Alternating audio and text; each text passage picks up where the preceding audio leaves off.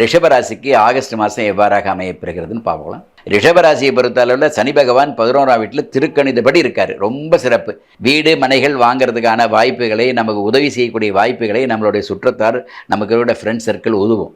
இதுதான் நம்ம ரிஷபராசிக்கு ஆகஸ்ட்டுக்கு சொல்கிறோம். ரொம்ப சிறப்பாக இருக்குது, ஒன்றும் பிரச்சனை இல்லை. அதே சமயத்தில் ஹெல்த்தை கவனமாக பார்த்துக்க வேண்டிய அவசியம் இருக்குது. ரிஷபராசிக்கு வரக்கூடிய வருமானங்கள் பொதுவாக இப்போ நிறைய தொழில் செய்யக்கூடியவர்கள் நிறைய முதலீடு செய்யலாமா, இந்த மாதங்களுக்கு முதலீடு செய்யலாமா, இந்த மாதம் முதலீடு செய்வதற்கான மாதமாக இல்லை. ஆக முதலீடுகளை குறைக்கக்கூடிய மாதம் முதலீடுகள் நம்ம தவிர்க்கலாம். பொருளாதார மேம்பாடு கிடைக்குமா? கண்டிப்பாக கிடைக்கும். எப்படி சார் முதலீடு இல்லாமல் பொருளாதார மேம்பாடு கிடைக்கும் அப்படிங்கிற ஒரு கேள்வி வரும் இல்லையா? வழக்கமாக இருக்கிறதோட வியாபாரங்கள் அதிகமாகும், அதற்கான லாபங்கள் கூடும், நிச்சயமாக கூடும், அதில் உறுதி இல்லை. உயர் அதிகாரிகள் அவங்களுக்கான ப்ரமோஷன் எதிர்பார்க்கக்கூடிய வாய்ப்புகள் கண்டிப்பாக இந்த காலகட்டத்தில் ப்ரமோஷன் கிடைக்கும்.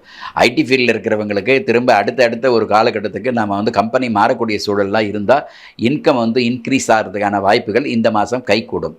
மிக சிறந்த ஒரு பலனை, உங்களுக்கு அனுகூலத்தை கொடுக்கக்கூடிய சூழல்லாம் இருக்குது.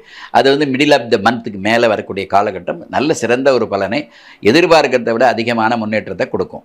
உறவில் நமக்கு மேம்பட வேண்டிய கட்டாயம் இருக்கும். நல்ல அட்ஜஸ்ட்மெண்ட்டு, மியூச்சுவலாக நம்ம ஒருத்தரை விட்டு கொடுக்க வேண்டிய நிறைய வைபவங்கள் இருக்கும். அருகாமையில் இருக்கக்கூடிய எந்த ஒரு சிவாலயங்களில் இருக்கக்கூடிய அம்பாளை பார்ப்பது, வழிபடுவது மிகச்சிறந்த ஒரு பலன்.